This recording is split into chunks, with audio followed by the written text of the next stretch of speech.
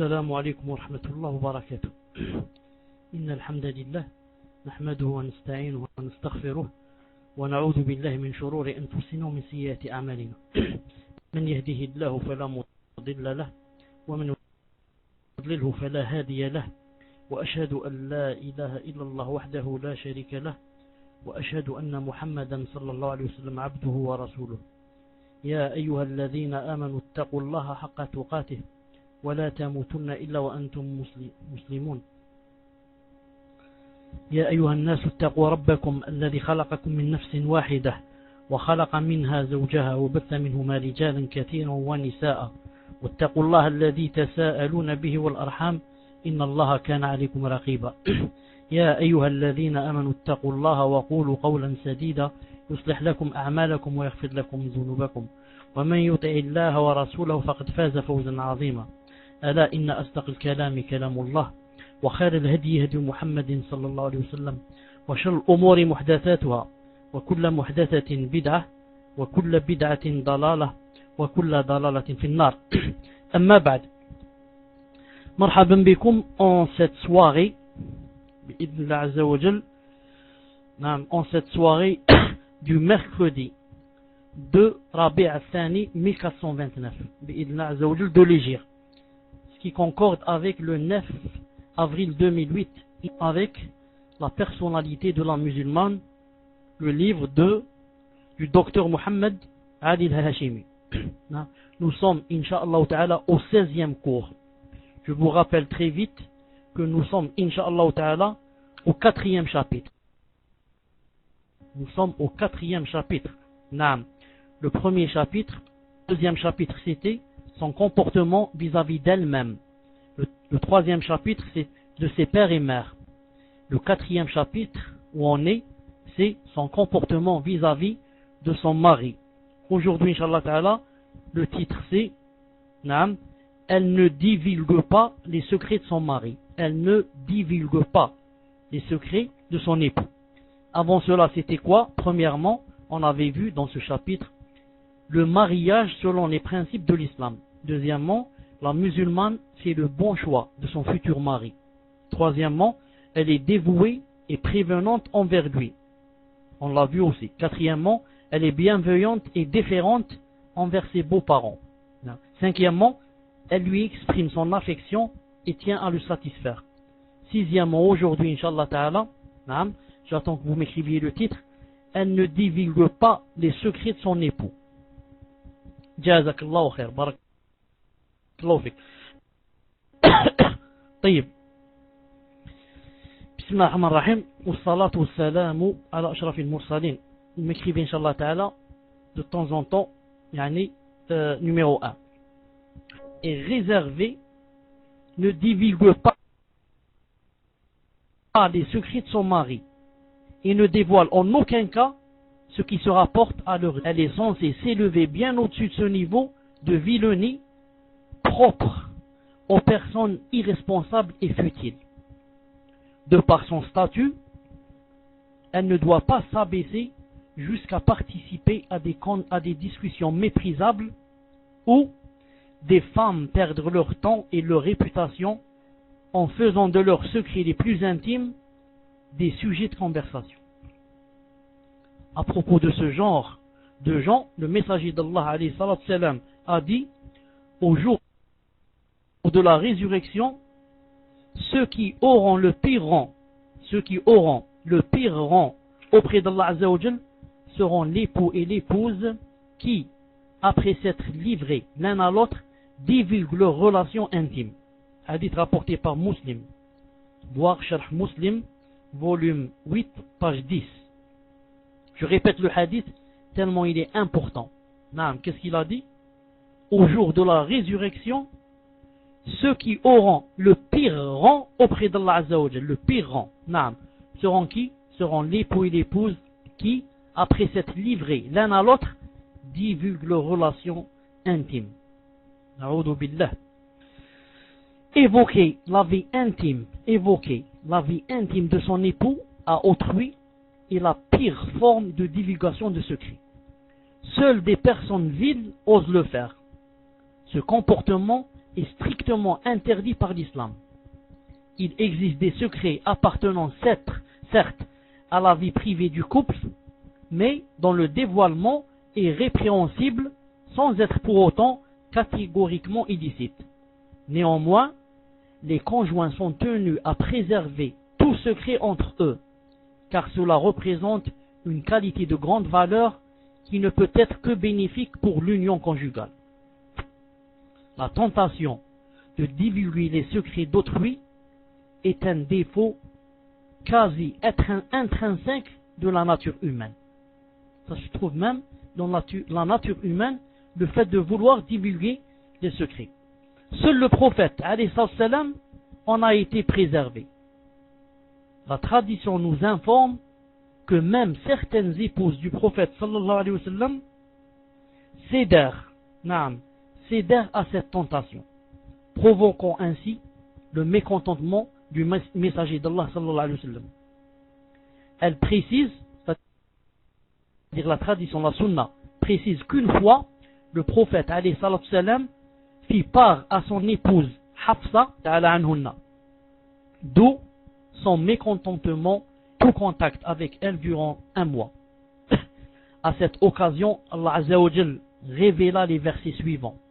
Qu'a dit Allah Azza wa Jal quand Hafsa radiyallahu ta'ala anha n'a pas gardé le secret et l'a divulgué à Aïcha radiyallahu ta'ala anha, qui elle-même le fit circuler. Qu'a dit Allah Azza wa Jal? Lorsque le prophète confia, Coran 66, 3, Coran 66, verset 3, lorsque le prophète confia un secret à certaines de ses épouses et qu'elle le divulgua, Allah l'en informa. Celui-ci, Nabi alayhi salam, en fit connaître une partie et passa sur une autre. Puis, quand il lui informé sa femme de son indiscrétion, elle dit, qui t'en a informé? Il dit, c'est l'omniscient, le parfaitement connaisseur qui m'en a avisé. Coran 66, verset 3. Donc le verset suivant confronte les deux femmes à leur erreur et les appelle au repentir pour se racheter et se rapprocher d'Allah Azza wa Jal après s'en être écartés de par leur acte. Puis, il leur précise qu'au cas contraire, elles devaient savoir que le prophète alayhi salam a pour allié Allah et l'ange Jibril, les plus vertueux parmi les croyants, ainsi que les autres anges. Allah Azza wa Jal a dit dans le Coran, sourate 66, verset 4, il a dit, si toutes deux, c'est-à-dire Hafsa et Aïcha, vous vous repentez à Allah, c'est que vos cœurs ont fléchi. Mais si vous vous soutenez l'une à l'autre contre le prophète, alors ses alliés seront Allah, Jibril et les gens les plus vertueux parmi les croyants, et les anges sont de surcroît son soutien. Naam. Ensuite vient le dernier verset révélé à cette occasion et qui met toutes les épouses du prophète sallallahu alayhi wa sallam en garde contre l'éventualité d'un divorce si jamais elles persistaient à commettre la même erreur. Allah Ta'ala dit dans le Coran, sourate 66, verset 5, il a dit, s'il vous répudie, il se peut que son Seigneur lui donne en échange des épouses meilleures que vous, musulmanes, croyantes, obéissantes, repentantes, adoratrices, jeuneuses, déjà mariées ou vierges. Naam. Cet incident constitue un enseignement de grande importance adressé à toute musulmane. Il attire son attention sur la nécessité de taire les secrets de son époux et les effets positifs d'une telle conduite qui contribue à la stabilité des individus et des familles. Naam. Notons cependant que cela n'indique nullement qu'il y avait des agissements à cacher dans la vie du prophète sallallahu alayhi wa sallam, ou bien qu'il tenait à les dissimuler à l'ensemble des croyants. Bien au contraire, en sa qualité de prophète modèle, sa vie, aussi bien publique que privée, fut et demeure un livre ouvert que tout croyant peut et doit consulter.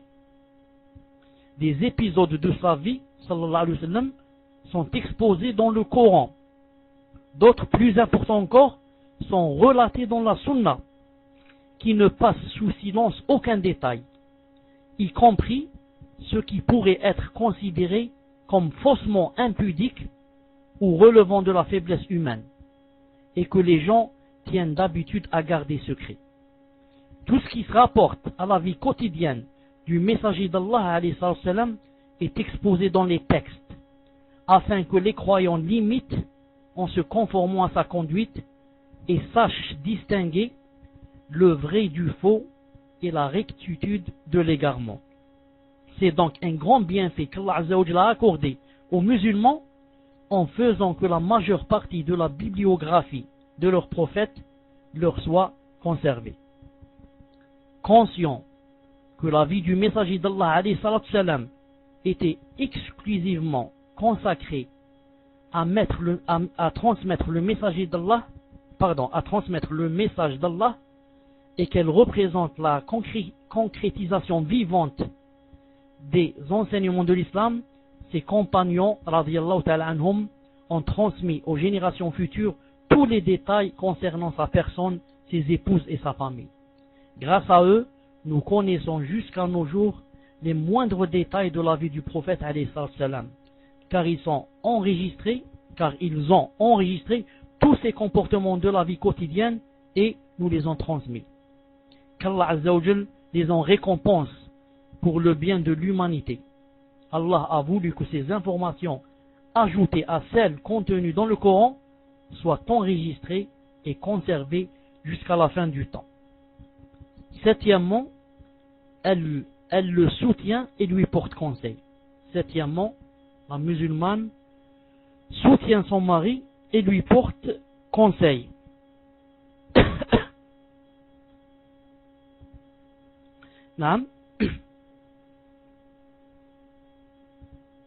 Donc ici, je dirais ici, pour ouvrir une petite parenthèse, que d'abord avant de dire cette chose, Anas, est-ce que vous m'entendez, ou le frère Ammar, est-ce que vous m'entendez? Alhamdulillah.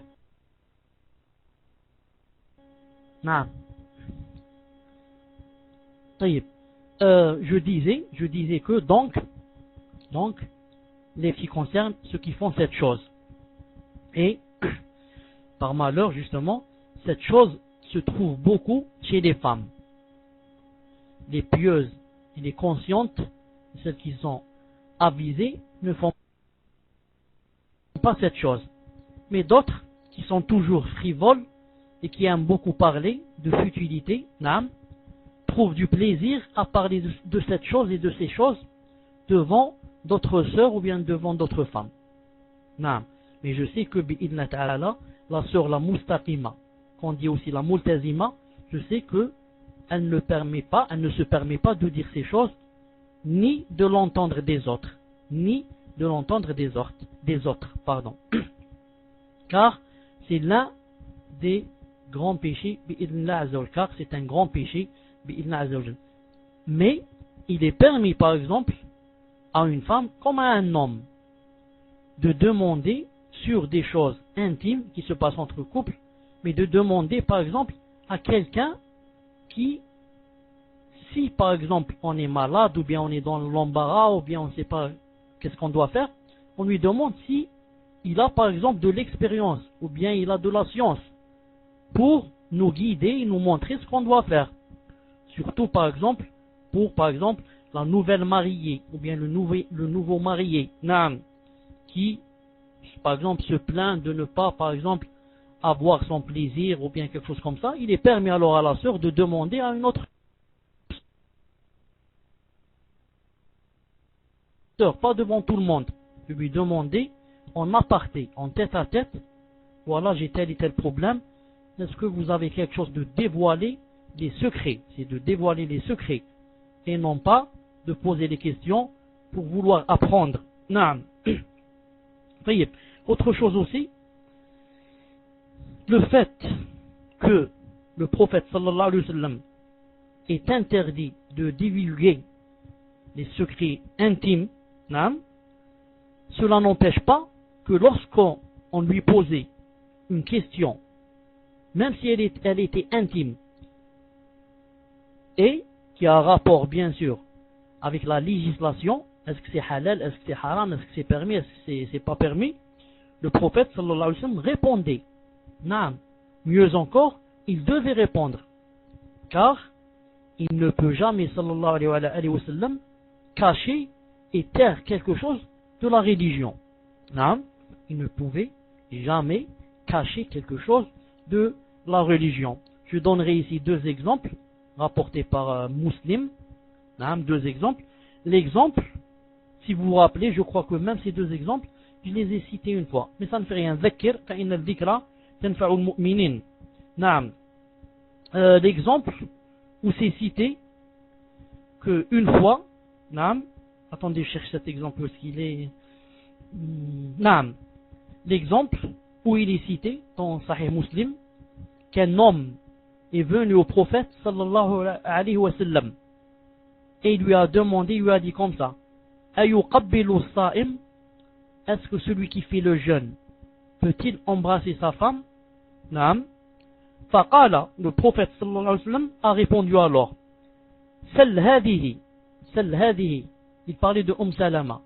Alors le prophète alayhi wa sallam lui a répondu, demande à celle-là, c'est-à-dire demande à ma femme, Salama, radiyallahu ta'ala, qui était assise devant lui.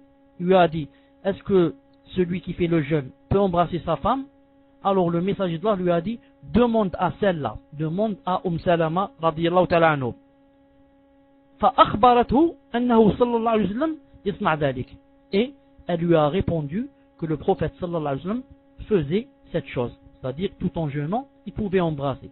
Al-Muhim, ce que je veux dire ici, ça ne rentre pas dans l'interdiction de divulguer les choses intimes. Quand il a dit que je fais cette chose avec ma femme, ça ne rentre pas dans l'interdiction. Car on lui a posé une question, c'est dans le din cette chose. C'est dans le din.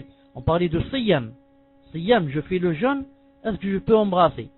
Et le prophète alayhi salam ne peut pas cacher. Il a dit Naam, il aurait pu dire Naam et ça s'arrête là. Mais il lui a dit demande à celle-là. C'est pour dire aussi que, pour que tu sois encore plus sûr, cette chose je la fais avec celle-là, Demande-lui, tu vas voir que ce sont des choses qui se font.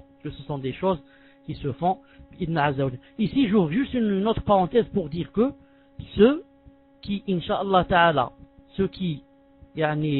ont assisté avec moi les cours du Siyam, que ceci est spécialement pour la personne qui se retient. La personne qui peut se retenir, comme vous vous souvenez, où on a cité un hadith jugé bon, où un jeune a demandé au prophète alayhi salam: est-ce que je peux embrasser pendant le Ramadan? Il lui a dit non. Ensuite, un vieux lui a demandé: est-ce que je peux faire cette chose? Il lui a dit oui. Donc le jeune, de préférence qu'il ne fasse pas cette chose. Pourquoi? Car il risque, dans la plupart des temps, ou du temps, de ne pas se retenir. Et d'aller à des choses graves, où il sera obligé de jeûner 2 mois, ou bien de faire manger, nourrir 60 pauvres, etc. Ça devient très grave pour lui. Non.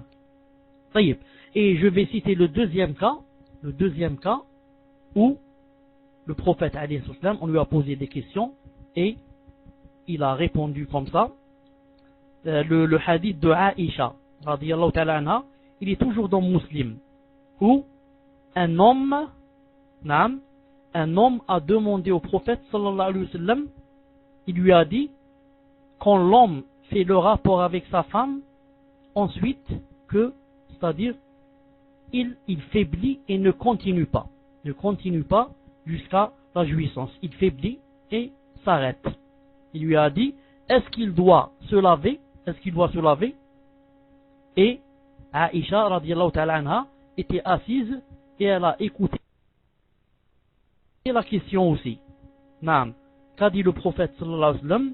Il a dit: inni la af'alu dhalika ana wa hadihi thumma naghtasil. Il a dit: moi-même je fais on fait la même chose, ensuite on se lave. C'est-à-dire que le musulman, à partir du moment où il y a eu un début de rapport avec sa femme, même s'il ne termine pas lui ou bien elle, il s'arrête au milieu, les deux doivent aller se laver. Car certains croient que tant qu'il n'y a pas eu la jouissance, qu'il n'y a pas eu éjaculation, donc c'est pas la peine qu'ils se lavent. C'était comme ça au début de l'islam. Au début de l'islam, le prophète avait dit Innamal ma'u min al-ma'. Innamal ma'u min al-ma'. Maintenant, ça c'est terminé.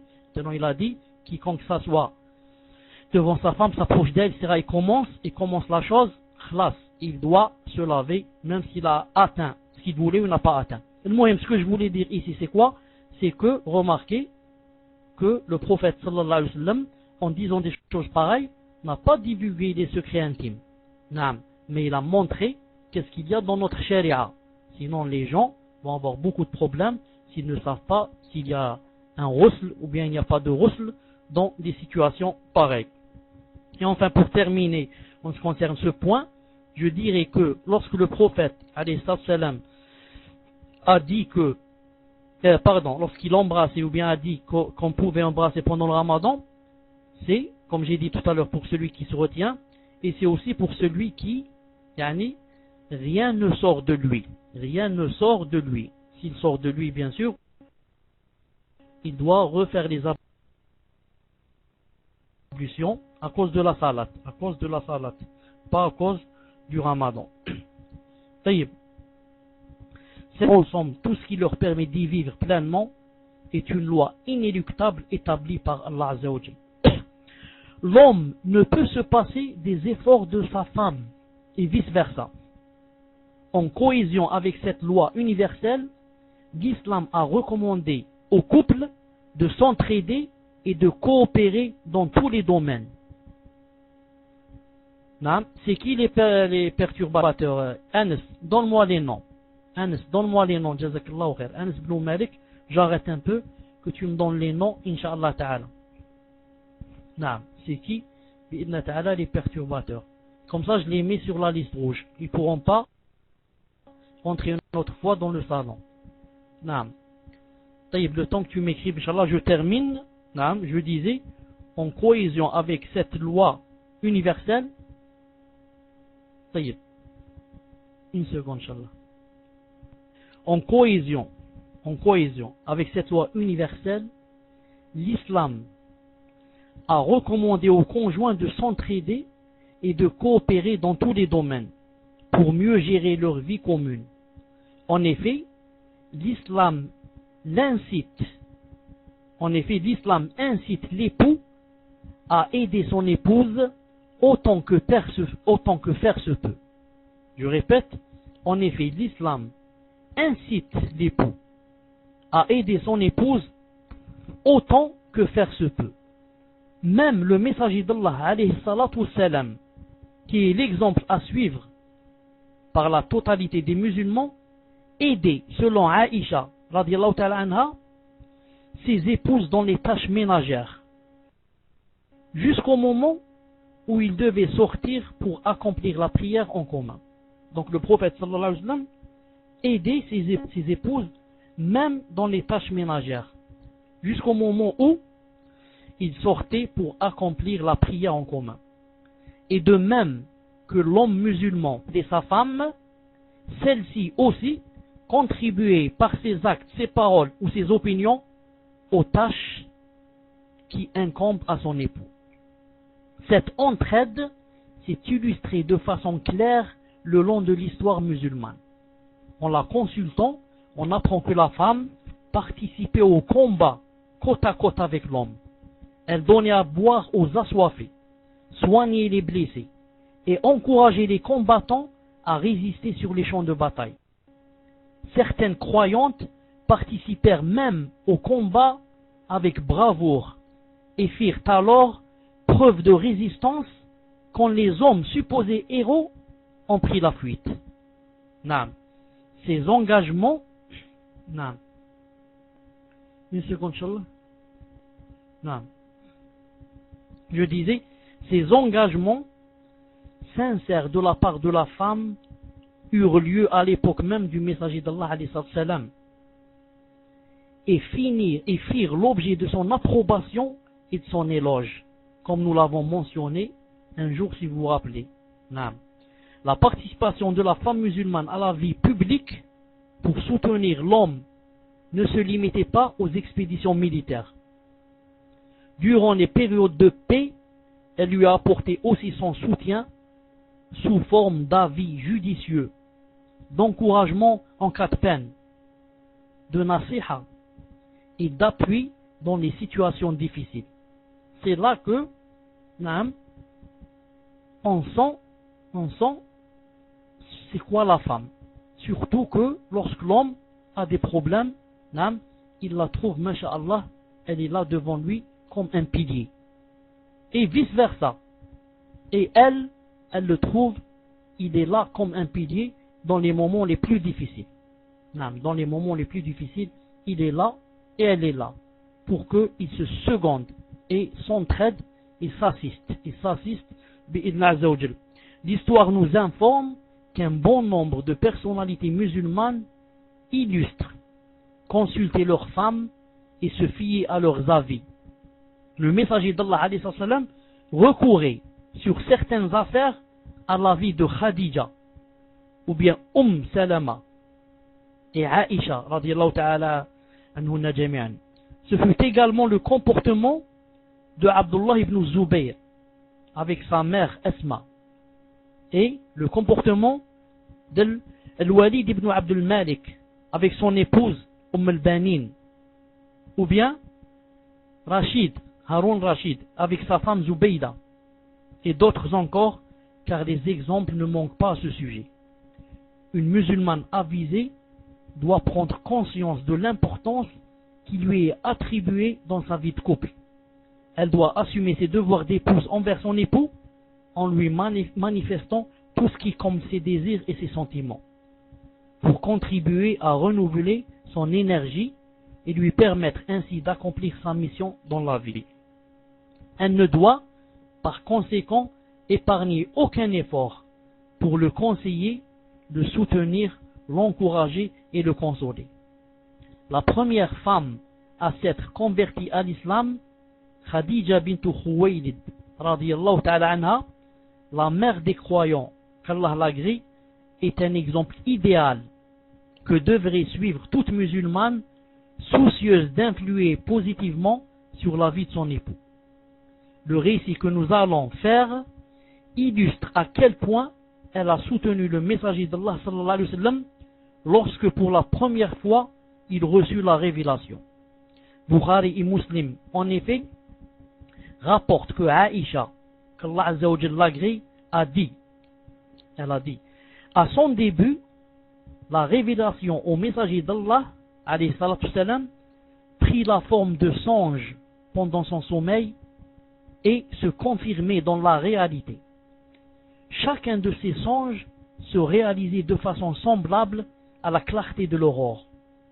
Plus tard, il a été attiré par la retraite, i'tikaf. Il se retirait alors dans la caverne de Hira, où il se livrait à l'adoration d'Allah Azza wa Jal, loin de toute idole divinisée, pendant de nombreuses nuits, avant de retourner chez son épouse pour s'approvisionner. Ensuite, il partait en retraite, puis revenait de nouveau à Khadija pour s'approvisionner en vue d'une autre retraite. Cela durera jusqu'à ce que la vérité lui vint subitement alors qu'il était dans cette caverne de Hira.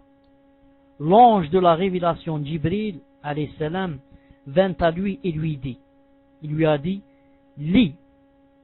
Je ne sais pas lire, répondit le messager d'Allah. L'ange me saisit aussitôt, raconta le prophète, me serra contre lui au point de me faire perdre toute force, puis me lâcha en me disant, lis. Je ne sais pas lire, répondis-je encore. Il me saisit une seconde fois et me serra de nouveau contre lui au point de me faire perdre toute force, puis me relâcha et me répéta, lis. Je ne sais pas lire, répliquai-je. Il me saisit pour la troisième fois et me serra aussi contre lui au point de me faire perdre toute force, puis me relâcha en disant, lis. lis au nom de ton Seigneur qui a créé l'homme d'une adhérence. Lis, ton Seigneur est le très noble, qui a enseigné par la plume, al-qalam, a enseigné à l'homme ce qu'il ne savait pas. Suite à cela, le messager d'Allah sallallahu alayhi wa sallam retourna chez lui, le cœur palpitant. Il entra chez Khadija bint Khuwaylid et dit: enveloppez-moi, enveloppez-moi. Dathiruni, dathiruni, ou bien il a dit zammilouni, zammilouni. On l'enveloppa alors jusqu'à ce que sa frayeur fût dissipée.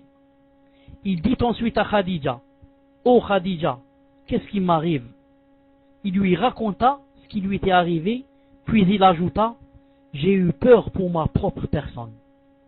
Khadija lui dit, écoutez bien ce qu'elle lui dit. Elle lui dit: non, tu dois plutôt t'en réjouir. Par Allah, jamais Allah ne te plongera dans l'ignominie, car tu maintiens les liens de parenté, tu es sincère dans tes propos, tu te charges des démunis, tu donnes aux nécessiteux, tu accordes l'hospitalité à l'hôte et tu aides à surmonter les malheurs. Regardez le soutien, regardez l'assistance de la pieuse, regardez comment que elle est comme un pilier là pour le seconder, pour l'assister. Qu'est-ce qu'il lui a dit? Regardez qu'est-ce qu'elle lui a dit. Non, tu dois plutôt t'en réjouir. Ensuite elle a juré: je jure par Allah, jamais Allah ne te plongera dans l'ignominie, jamais. Pourquoi? Regardez, elle s'est basée sur quoi pour lui dire ces choses? Elle s'est basée sur quoi? Regardez les qualités qu'avait sallallahu alayhi wa sallam. Elle lui a dit: car tu maintiens les liens de parenté. Masha'Allah, tu n'as jamais rompu tes liens de parenté. Tu es sincère dans tes propos. Tu n'es pas un menteur. Tu te charges des démunis, des nécessiteux. Tu les aides, tu t'en charges d'eux. Et pourtant, ils n'avaient rien, subhanallah azza wa jalla. Ils n'avaient rien. Tu donnes aux nécessiteux. Tu accordes l'hospitalité à l'hôte. Yani, au dhaif. Comment on dit le dhaif en français? J'ai oublié. L'invité, aux invités. Et tu aides à surmonter les malheurs. Et tu aides à surmonter les malheurs. Regardez, c'est dans la fitra. C'est dans la fitra. Ça se trouve dans nos forts intérieurs. On a été créé comme ça. Que de savoir que quoi? Que quelqu'un qui a toutes ces qualités, il est impossible que Allah Azza wa Jal, le sublime, Allah Azza wa Jal, le pardonneur, le miséricordieux, celui qui aime le bien, etc., lui fasse du mal, fasse du mal à une personne qui a toutes ces qualités. Une personne qui ne ment pas, qui aide les gens, qui maintient les liens de parenté, qui aime les invités. Et tu as peur de ce qui t'est arrivé. Je jure par Allah que il ne t'arrivera rien et sois rassuré. Naam. Mais imaginez que c'était une personne qui passait son temps dans les futilités ou bien à jouer, à plaisanter, à danser, à je ne sais pas quoi. Ensuite elle a des problèmes. On ne peut pas se baser sur ses bonnes qualités pour la rassurer. On lui dit, c'est peut-être justement Allah Ta'ala t'a châtié. Allah Ta'ala t'a châtié. Il va t'arriver des choses très graves. Naam. On voit qui tu es, quelles sont tes qualités d'abord pour te rassurer. Naam. Et on prend ce hadith que, il est permis, dans certains cas, de faire les éloges à une personne comme ça, même si elle est présente avec nous. Car le hadith où le prophète sallallahu alayhi wa sallam a dit: si vous voyez les gens qui font les éloges aux gens comme ça, jetez-leur de la poussière sur la tête, sur le visage. Vous connaissez le hadith. Il explique pour les personnes qui, si on leur fait des éloges, on va leur briser leur dos. On va les faire rentrer dans ce qu'on appelle le ujb. On va les faire rentrer dans l'enflement, on va les enfler. Et ils vont rentrer dans l'ostentation. Mais si une personne, tu lui fais comme ça des éloges et elle t'entend, et tu sais que ton but ce n'est pas d'enfler cette personne, et tu n'as pas peur de la fitna pour elle, mais c'est pour l'encourager, etc., alors ça se fait. Et c'est ce qu'a fait Khadija radiyallahu ta'ala anha. D'ailleurs, l'imam Ibn Hajr rahimahullah a cité dans Fath al-Bari une chose qui ressemble à celle-là. Attendez si je la trouve ici devant moi. Naam. Naam. Écoutez ce qu'a dit Ibn Hajr al-Asqalani rahimahullah dans le 10e volume naam, de Fath al-Bari. Il a dit والحاصل في النهي عن التمادح أن من أثنى على أخيه بما يعلم منه إذا أيقن أنه لا يدخل عليه إعجابا أن ذلك جائز. Il a dit, et la conclusion en ce qui concerne faire les éloges à une personne, est-ce que c'est interdit ou permis? Il a dit, si on sait que en faisant les éloges à une personne, en lui disant tu es mashallah, tu es ceci, tu es cela, que on va pas l'enfler, on va pas enfler cette personne et la faire rentrer dans l'ostentation, il i'jab, il a dit, dans ce cas, c'est permis, c'est permis. كما مودح النبي صلى الله عليه وسلم بالشعر والخطب ولم يحث على وجه من مدحه ترابا. Il a dit, comme le prophète sallallahu alayhi wa sallam lui-même, on lui a fait des éloges comme ça devant lui, avec de la poésie et des prêches. Et il n'a jamais jeté de la poussière ou de la terre sur le visage de celui qui lui faisait des éloges. Et وقد أثنى هو عليه الصلاة والسلام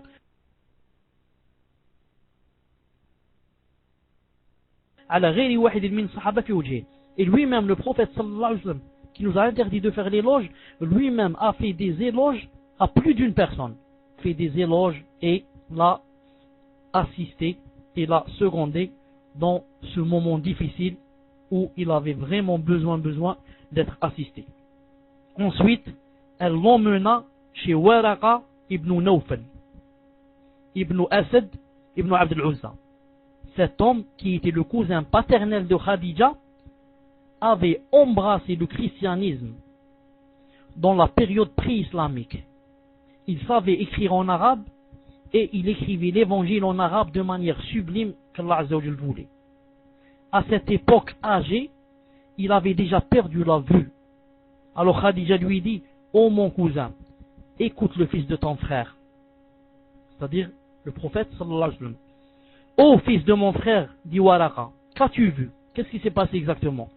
Alors le messager d'Allah a dit, et il relata ce qu'il avait vu. Alors, Waraqa lui dit, il s'agit du confident qui a été envoyé autrefois à Moïse.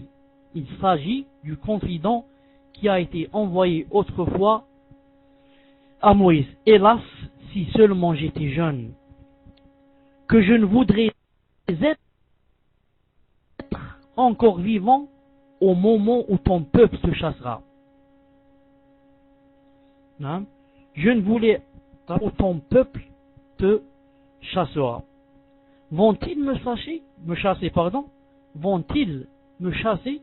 Demanda le prophète sallallahu alayhi wa sallam. Oui, répondit Waraqa. Oui, répondit Waraqa. Jamais un homme n'a apporté ce que tu apportes sans qu'il soit persécuté. Si je vis jusqu'à ce jour-là, je te soutiendrai de toutes mes forces. Si je vis jusqu'à ce jour-là, je te soutiendrai de toutes mes forces. Naam, Anas, j'ai lu ce que tu as dit. Naam, mais il est sorti bidna azza wa jal. Naam, taïb. Ce texte atteste de façon claire à quel point Khadija radiyallahu ta'ala anha était une épouse parfaite. Il témoigne aussi de la justesse de son avis, sa perspicacité, son courage, son savoir et sa clairvoyance. Connaissant le noble caractère du messager d'Allah, sallallahu alayhi wa sallam, la pureté de son âme et de sa conduite, elle était convaincue qu'Allah Azza wa Jal n'allait pas le plonger dans l'ignominie et qu'il ne subira aucun mal. De par son esprit pénétrant, elle a su que la nouvelle période par laquelle passait le messager d'Allah signifiait qu'Allah le préparait a une mission importante et majeure. Alors elle l'a rassuré sur un ton débordant de douceur et d'affection. C'est une nouvelle qui devrait te réjouir, a-t-elle dit. Fais donc montre d'assurance. Par celui qui détient l'âme de Khadija entre ses mains, j'espère que tu seras le prophète de cette nation. Ensuite, et comme pour confirmer son pressentiment, elle l'emmena voir son cousin à elle, Waraqa ibn Nawfal, qui lui expliqua le sens de ce qu'il avait vu dans la caverne. Khadija, la première mère des croyants qu'Allah l'agrée, fut le premier assistant du prophète sallallahu alayhi wa sallam dans sa mission. Elle eut le grand honneur d'être la première croyante et d'avoir soutenu son époux, le messager d'Allah, et de s'être pleinement engagée pour sa cause. C'est elle qui l'aidait et l'encourageait à supporter toutes les formes de persécution et ses peines. Dans son ouvrage consacré à la bibliographie du prophète, Ibn Hisham dit: Khadija fut la première personne à renforcer la foi du prophète alayhi salam en ce qui lui fut révélé et à le soutenir dans sa mission. Elle fut la première à croire en Allah et en son messager. Cela contribua à l'atténuation des peines du prophète alayhi salam, car à chaque fois qu'il retournait chez lui, affligé par les propos mettant en cause sa sincérité en tant que prophète, Khadija le consolait en lui affirmant qu'elle croyait en lui, et l'encourageait à faire preuve d'endurance et le consolidait en minimisant les propos malveillants des gens. Qu'Allah lui accorde sa miséricorde. Elle était vraiment une femme véridique, et elle est digne de porter ce titre. Il n'est donc pas surprenant qu'elle ait obtenu agrément et considération de la part d'Allah Azza wa Jal, et qu'il lui ait annoncé une demeure propre à elle au paradis. Khadija radiyallahu ta'ala anha aura au paradis une demeure propre à elle. Naam, une demeure propre à elle. Bukhari et Muslim rapportent qu'Abu Huraira radiyallahu ta'ala anhu a dit: Jibril alayhi salam vint trouver le messager d'Allah sallallahu alayhi wa sallam et lui a dit: Ô messager d'Allah, voici Khadija qui se dirige vers toi pour t'apporter un pot dans lequel il y a un condiment ou un aliment ou de la boisson. Jibril alayhi salam l'avertit, lui dit: dans quelques instants, Khadija va rentrer ici dans la chambre, te ramenant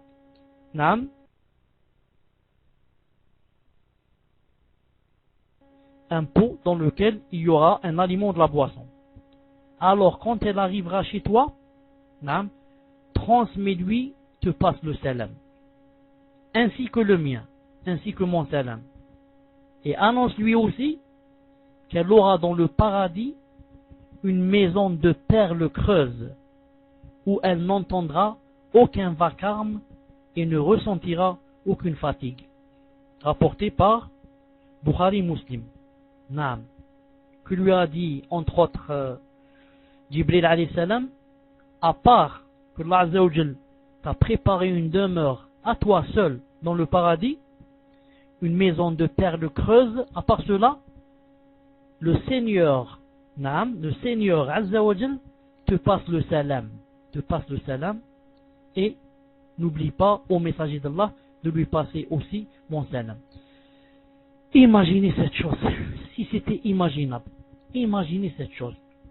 Imaginez que vous étiez vivant au temps du prophète sallallahu alayhi wa sallam, et que le matin, par exemple, vous étiez dans la rue pour vous diriger par exemple à la mosquée, et que le prophète sallallahu alayhi wa sallam te rencontre et te dise: oh toi, comment vas-tu? Tu lui dis alhamdulillah, masha'Allah. Il te dit: hier Jibril alayhi salam est venu. Hier Jibril alayhi salam est venu, envoyé par Allah, et m'a dit de te dire qu'Allah Azza wa Jal te passe le salam. Allahu Akbar. Allahu Akbar, ce serait trop fort. Qu'Allah Azza wa Jal t'envoie le salam à toi en personne, en te citant avec ton nom. Il dit à Jibril alayhi salam: va dire au messager d'Allah que je passe le salam à Khadija. Naam, c'est vraiment trop beau. Trop, naam, trop beau. C'est beaucoup plus que le paradis. C'est beaucoup plus que le paradis, tout ce qu'il y a dans le paradis. Que Allah Azza wa Jal t'envoie un salam personnel. Nous, quand il y a une personne, yani seulement une petite personne qui a un petit poste, un petit directeur ou un petit ministre ou je ne sais pas qui t'envoie le salam, ça te fera vraiment plaisir. Tu diras subhanallah al-azim, j'ai une telle importance au point que cette personnalité m'a envoyé le salam. Imagine que ce soit le président de la République, imagine que ce soit un roi, le roi du Maroc qui t'envoie personnellement le salam. Tu dis comment vas-tu? Je te passe le salam. Alors, imagine maintenant, l'inimaginable, Allah Azza wa Jal envoie le salam à une personne. C'est dire quoi?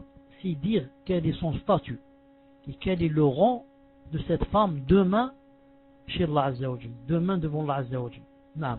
Elle a secondé le messager d'Allah dans ces moments les plus difficiles. Les plus difficiles. Les plus difficiles, elle a secondé radiyallahu ta'ala anha. Elle a été la cause, pour que cet islam se soit répandu et soit arrivé jusqu'à chez nous. C'est pour ça que le prophète sallallahu alayhi wa sallam n'a jamais aimé une femme comme il a aimé Khadija radiyallahu ta'ala anha. Il n'a jamais aimé une femme comme il a aimé Khadija radiyallahu ta'ala anha. Même après sa mort, il est resté beaucoup attristé, peiné et affligé. Il ne cessait de parler d'elle. Même devant Aïcha et devant les autres épouses. Il ne cessait de parler d'elle et de vanter ses mérites et de parler, de faire ses éloges. Radiyallahu ta'ala anha. Naam. Mieux que cela, il envoyait à ses amis à elle des cadeaux. Il envoyait à ses amis à elle des cadeaux. L'ayant perdu, elle, radiyallahu ta'ala anha, étant morte, l'ayant perdu, qu'est-ce qu'il faisait? Alors il envoyait à ses amis des cadeaux. Non. La Roum, pas de fitna dans la Ummah, est une Roum de Habash. Attention. Non. Les Habash écrivent comme Roum, pas de fitna dans la Ummah. Non. Ils aiment qu'il n'y ait pas de fitna. C'est-à-dire quoi qu'il n'y ait pas de fitna? C'est-à-dire que on les laisse empoisonner les gens et on les laisse égarer les gens et on les laisse pousser les gens à aller vers Jahannam, a'udhu billah. Et si jamais tu dis que ce que vous dites ce n'est pas vrai, ou bien contraire au Coran et la Sunna, et contraire à la compréhension des Sahaba, ils te disent tu fais la fitna. Tu fais la fitna. Tu fais la fitna. Allah Ta'ala dit dans le Coran, وَقَاتِلُوهُمْ حَتَّى لَا تَكُونَ fitna. Et tuez-les, combattez-les jusqu'à ce qu'il n'y ait plus de fitna. Donc la fitna, ce n'est pas seulement des fois tu dois combattre les gens pour enlever la fitna. Non, la fitna du shirk. Il faut combattre les mouchriquins pour qu'il n'y ait pas de fitna. Car étant vivants, ils font la fitna. La même chose ici avec les habash. Si tu les combats pas, tu te tais, tu ne montres pas quelles sont leurs fautes et quels sont leurs égarements, naam, wallahi al-ali al-azim, ils vont faire un massacre. Naam. Et surtout ceux de vous et celles de vous qui ont la science. La science, c'est au moins savoir qu'ils sont dans l'égarement. Quiconque de vous, frères et sœurs, sait que il est convaincu qu'ils sont dans l'égarement et il se tait, il dit, moi l'essentiel c'est quoi? C'est ma famille, mon mari, les enfants, et mon travail. Moi je ne parle pas de ces choses. Je ne veux pas disperser la Ummah. Tu ne veux pas disperser la Ummah? Alors laisse-les faire les doros et laisse-les propager leur virus. Ensuite tu vas voir comment deviendra la Ummah. Comment deviendra la Ummah. À ce moment-là tu verras qu'est-ce que ça veut dire qu'il est obligé que tu montres leur égarement et que tu... C'est pour ça moi je donne un conseil à tous ceux et celles qui ont des salons et qui ouvrent des salons, de mettre toujours dans la bannière: attention aux salons dangereux, tel et tel salon. beaucoup de nouveaux et de nouvelles rentrent chaque jour dans Paltalk. Ils apprennent qu'il y a des Dorosia, ils sont là, Masha'Allah, sincères, je veux apprendre mon din. Et ils trouvent les Habash et les Takfiriyin et les Salah 19 et les autres. Et, classe, ils prennent le virus, ensuite, plus jamais, tu ne pourras, bi'idhnillah ta'ala, le faire revenir vers leur droit chemin. Plus jamais, il aura le virus qui lui ronge le cœur. Le virus du takfir, le virus des habash qui lui ronge le cœur, il ne pourra plus jamais combattre son virus. Taïb, Oumiliès 2 est une habash aussi. Taïb, Oumiliès 2 c'est une habash. Si elle ne fait pas de problème, je la laisse. Si elle est dans la salle, elle n'a pas envoyé d'invitation, ou bien elle n'a pas envoyé de PV, je la laisse jusqu'à ce qu'on me dise elle a fait quelque chose. Non, tant qu'elle n'a pas fait quelque chose, je la laisse. Je n'ai pas le droit de faire. Elle n'est pas là, alhamdoulilah. Elle n'est pas là. Il n'y a pas elle seule, il y en a beaucoup. Non, il n'y a pas elle seule, il y en a beaucoup. Je disais alors que. Parce que j'étais exactement. Non. Ici, non, Jazakallah khair, Oumiliès 2. Et quelque chose comme ça, l'Ash'ari. Al-Hassan al-Ash'ari. Naam. Et aussi donc, Oumiliès 2 et Nour. Wahda qui s'appelle Nour. Al-Muhim. Je disais que, si on ne parlait pas comme ça d'eux à chaque fois, on ne mettait pas sur la bannière, et on ne disait pas aux gens attention, ils auraient pris tout le paltok. Naam. Ils auraient atteint le nombre de 200 ou 300. Parce que ils ouvrent exactement quand nous on ferme. Quand nous on va dormir, ils vont ouvrir. Et la plupart des sectes, pour ceux qui connaissent bien l'histoire, sont venus à cause de quoi? À cause de les musulmans dormaient. Les musulmans étaient dans l'insouciance ou dormaient. Alors eux ils complotaient. Complotaient la nuit, ils complotent, et te laissent, quand tu as une fitna, ou là tu es occupé par quelque chose, où tu dors, il vient et commence à parler. Et commence à parler, à avoir des adeptes, et comme ça, il fait quoi?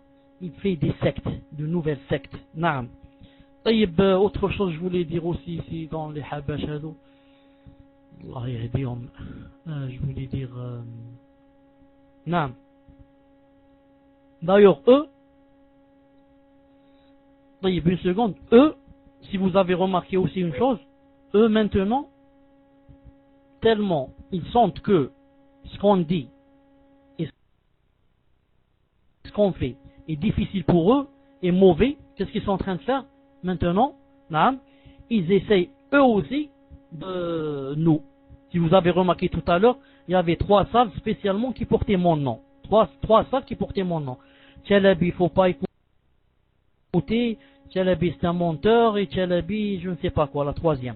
Pourquoi? C'est une preuve, bi'idnillah, que ce que je suis en train de dire a donné les fruits.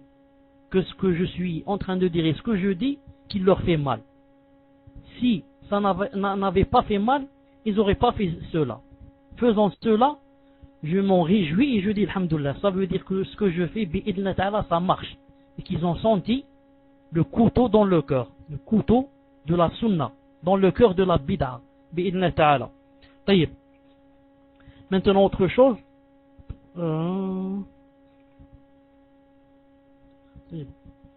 Une musulmane avisée use de ses capacités mentales et s'ingénie pour faire des propositions et donner des conseils à son époux dans les situations où il en a plus besoin, où il en a le plus besoin. C'est là aussi une forme d'entraide et de prévenance. Cela fut illustré aussi par Salama radiyallahu ta'ala anha, la mère des croyants qu'Allah l'agrée, quand elle proposa un avis qui fut plein de sagesse et d'un grand secours aux musulmans lors de la trêve de l'Hudaybiyah. En effet, l'an 6 de la Hijra, Salama fut en compagnie du messager d'Allah sallallahu alayhi wa sallam dans son voyage à la Mecque pour accomplir le petit pèlerinage, l'Umrah. Avant d'arriver à la Mecque, les mécréants de Quraysh empêchèrent le prophète alayhi salam et les nombreux croyants qui étaient avec lui d'accéder à la demeure sacrée. Vous voyez, qu'ont fait les kuffars? Ils ont empêché le prophète sallallahu alayhi wa sallam et les compagnons, ils étaient 1000. Ils les ont empêchés à ce qu'ils fassent quoi? Qu'ils fassent la Umrah. C'est-à-dire de rentrer à la Mecque. Suite à ce contretemps, un traité fut conclu entre les croyants et les mécréants. Ce traité stipulait une trêve de 10 ans. Que 10 ans, personne de nous n'entretue l'autre. 10 années. 10 années, les musulmans de leur côté, les kuffars de leur côté. Il n'y aura pas de guerre. Un traité très connu, une trêve très connue qui s'appelle la trêve d'Al-Hudaybiyah. Maintenant, si vous dites à quelqu'un, par exemple, on va faire une trêve avec les kuffars, un takfiri ne va pas accepter. Il va te dire non. Comment moi je suis faible? Moi je suis pas fait pour faire la trêve avec les kuffars. Oh, moi je suis fort, je suis très fort. Non, mais il a ce qu'on appelle l'illusion qui rentre dans son cœur. Oh, moi je suis très fort. Masha'Allah, j'ai un revolver à la maison. L'autre il va dire moi j'ai des pétards. J'ai une carabine à la maison et j'ai 2 couteaux. J'ai 2 couteaux moi. Moi je suis très fort, j'ai pas peur de personne, ni des kuffars, ni des Américains, j'ai pas peur moi. J'ai à la maison, masha'Allah, j'ai un couteau. Non. Mais le prophète sallallahu alayhi wa sallam, qui était plus fort que cela, plus fort que les takfiriyin et les khawarij, parce qu'il était secondé par Allah Azza wa Jal. Non.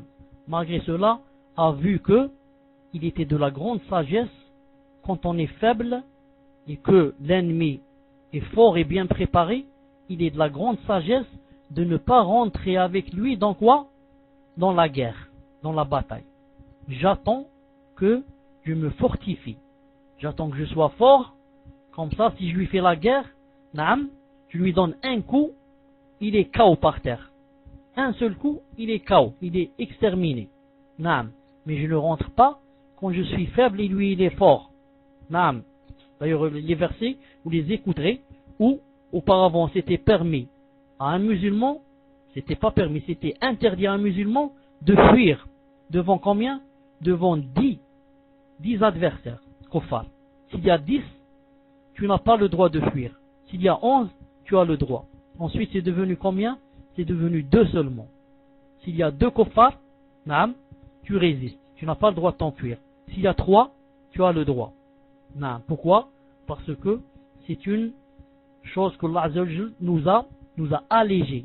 Il a dit que je sais ce que vous avez dans le cœur, je sais que vous êtes faible. Vous êtes faible. Vous n'avez pas la foi des messagers et des autres, mais vous êtes faible. 2 adversaires vous suffisent pour une personne.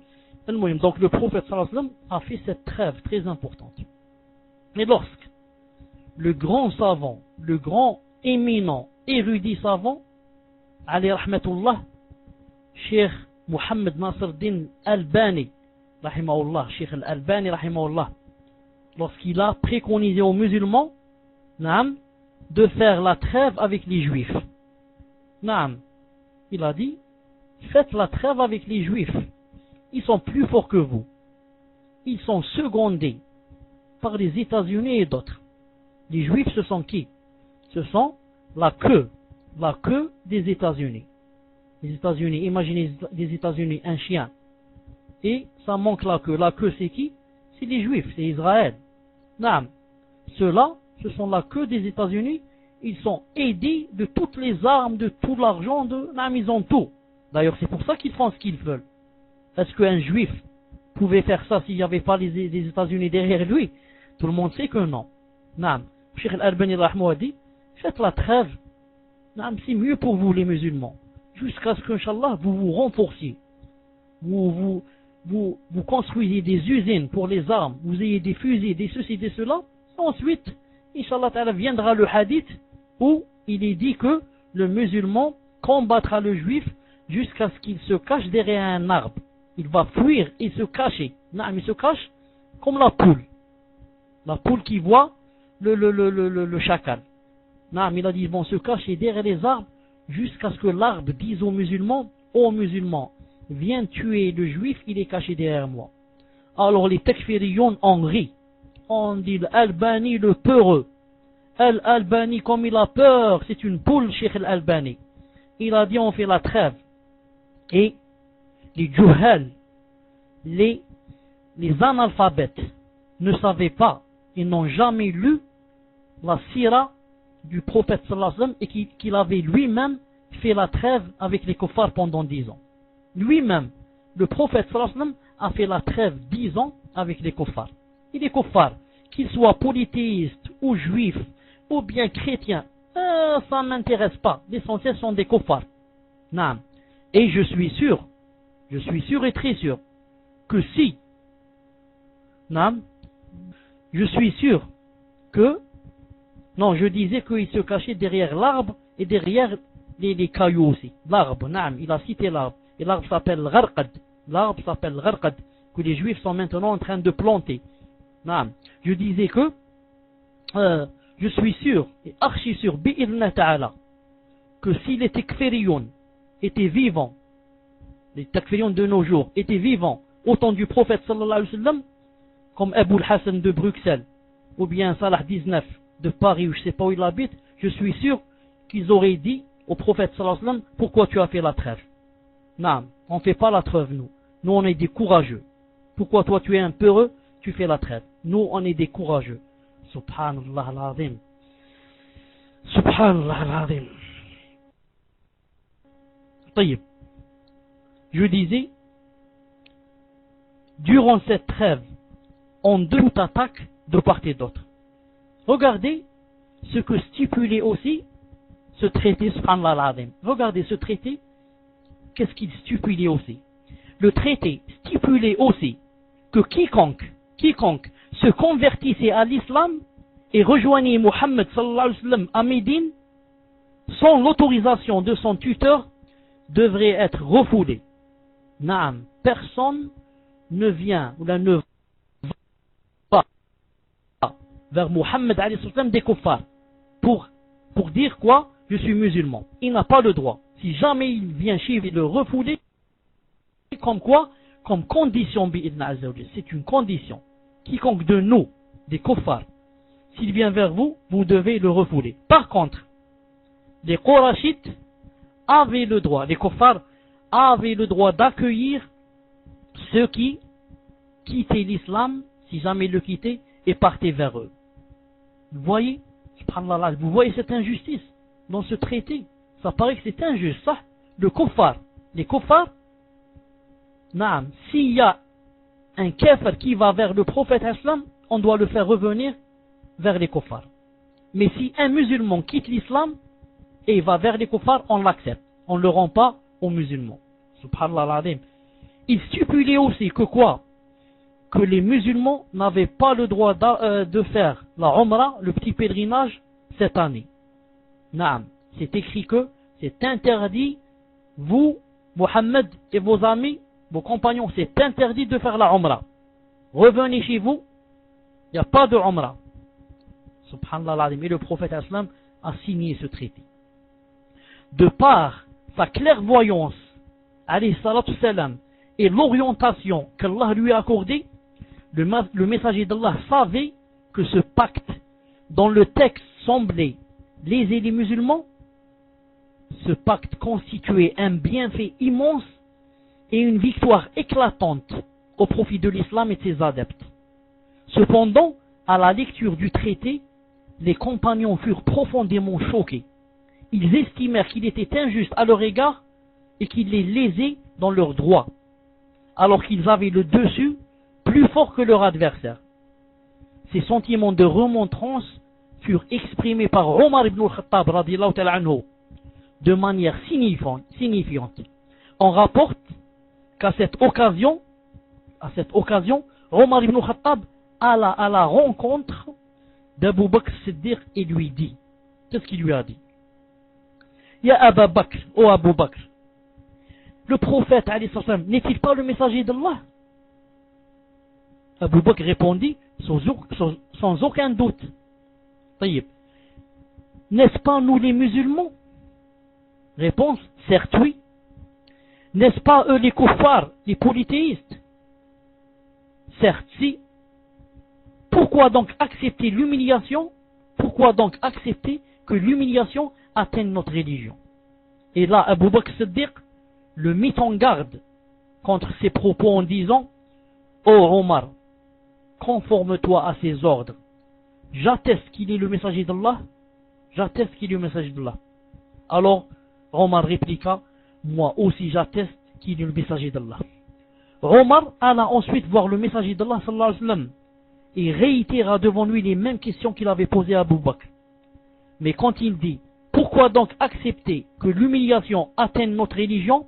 Alors le messager d'Allah lui répondit: je suis le serviteur d'Allah et son messager.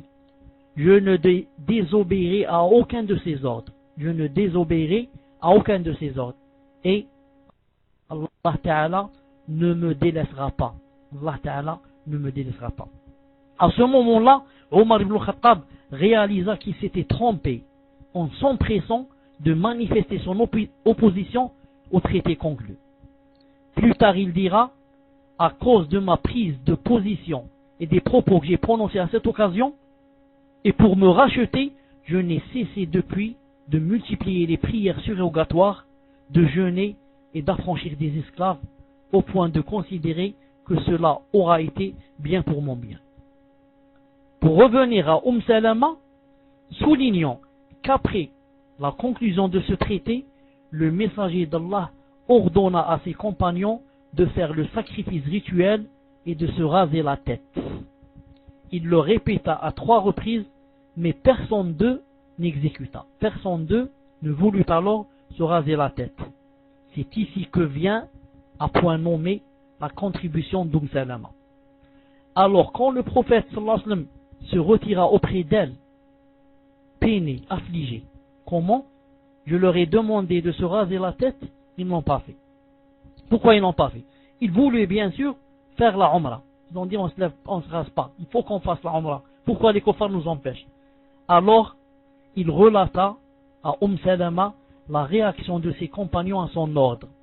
Alors, dans un esprit brillant d'intelligence et de perspicacité, elle lui dit: ô messager d'Allah, sors et ne leur adresse la parole qu'après avoir accompli le sacrifice rituel et t'être rasé la tête. Regardez les conseils judicieux de l'épouse. Ô messager d'Allah, ils t'ont pas exécuté les ordres, je vais te donner un conseil. Ne parle plus, sors et rase-toi la tête, incha'Allah ta'ala. Alors le prophète islam approuva le conseil Salama et il l'appliqua. Quand les compagnons constatèrent que le prophète entreprit lui-même ce qu'il leur avait ordonné de faire, alors ils s'empressèrent d'agir en même temps. Leurs remords et leurs embarras furent tellement accablants et perturbateurs que certains d'entre eux faillirent causer la mort des autres en leur rasant la tête. Plus tard, les musulmans se rendirent compte que le prophète avait une vision clairvoyante et judicieuse en concluant le traité en question. Il s'agissait effectivement d'une victoire éclatante. Le traité qu'il avait fait, le pacte qu'il avait fait avec Quraysh, c'était une victoire éclatante, car depuis, le nombre de convertis de l'islam ne cessa d'augmenter jusqu'à dépasser le nombre de ceux qui s'étaient convertis avant la conclusion du traité. Avant de faire le traité avec les kuffars, ils étaient 1000. Une année après, ils étaient 10 000. Subhanallah al-Azim. De 1000 à 10 000. Combien qu'il y a? Il y a 9 000. 9 000 convertis en quoi? En une année. Et ensuite, bien sûr, le prophète islam a conquis la Mecque avec combien? Avec 10 000. Quand il est rentré, subhanallah al-Azim, il les a écrasés. Une victoire écrasante. Se dirigeant directement vers la Kaaba, la maison, la Kaaba, en pointant son bâton sur les idoles, et en disant: à chaque fois qu'il visait, comme ça, il visait avec son bâton une idole, il s'approchait d'elle, avant juste de la toucher, elle tombait et se cassait. Et il disait le verset: le vrai est venu, et le faux est parti. Subhanallah al-Azim, imaginez s'il n'avait pas conclu ce pacte de 10 ans, s'il n'avait pas conclu, et qu'il avait continué son chemin vers la Mecque alors qu'on l'a interdit. On l'avait interdit. Et qu'il n'était que 1000. Qu'est-ce qui se serait passé? Mais maintenant, qu'ils sont 10 000, il est rentré vers la Mecque, ceux qui ont fui, ils ont fui, ceux qui sont enfermés dans la maison, ils sont enfermés, ceux qui sont rentrés dans l'islam ce jour-là sont rentrés, et comme ça. De toute façon, la victoire était éclatante. Et Allah Ta'ala l'a cité dans le Coran, comme c'est dans Sahih Muslim, où Allah Ta'ala a dit, le prophète a dit qu'Allah Ta'ala a dit, en vérité, nous t'avons accordé une victoire éclatante. En vérité, nous t'avons accordé une victoire éclatante. Ce verset ne veut pas dire que la victoire éclatante, c'est le fait d'avoir conquis la Mecque. Non. La victoire éclatante, c'est le fait d'avoir signé le pacte de 10 ans. Non. Vous allez me dire, comment il a signé le pacte, il n'y a pas de guerre 10 ans, et une année après, il a conquis la Mecque. Non. Parce que les kuffars se sont rétractés et ont annulé le pacte en faisant des choses que c'était dans les conditions qu'il ne fallait pas faire. Non. Alors, le prophète a annulé ce pacte et il est rentré vers la Mecque. Non. Donc, le traité d'Al-Hudaybiyah de 10 ans, Allah Ta'ala a dit, c'est une victoire éclatante. Celui-ci représentait une victoire éclatante. Il rapporte qu'après la révélation de ce verset, le messager d'Allah alayhi salam convoqua Omar et lui dit, et le convoqua et il lui lit le verset. Alors Omar dit, ô messager d'Allah, le traité est une victoire? Oui, lui répondit le prophète sallallahu alayhi wa sallam. Là Omar se rassura et renonça alors de bon gré à sa contestation. Sharh Sahih Muslim, volume 12, page 141. Inch'Allah ta'ala, je m'arrête ici. Aujourd'hui c'est mercredi. Demain, Inch'Allah ta'ala, jeudi, après les repères de la Sunna, on fera 2 heures de questions-réponses. 2 heures de questions-réponses. Si jamais il se passe quelque chose et que demain vous ne voyez pas, ce sera alors sûrement, Inch'Allah, 3 fois, ce sera vendredi. Mais Inch'Allah, si toutes les choses, sinon comme j'ai dit, vendredi.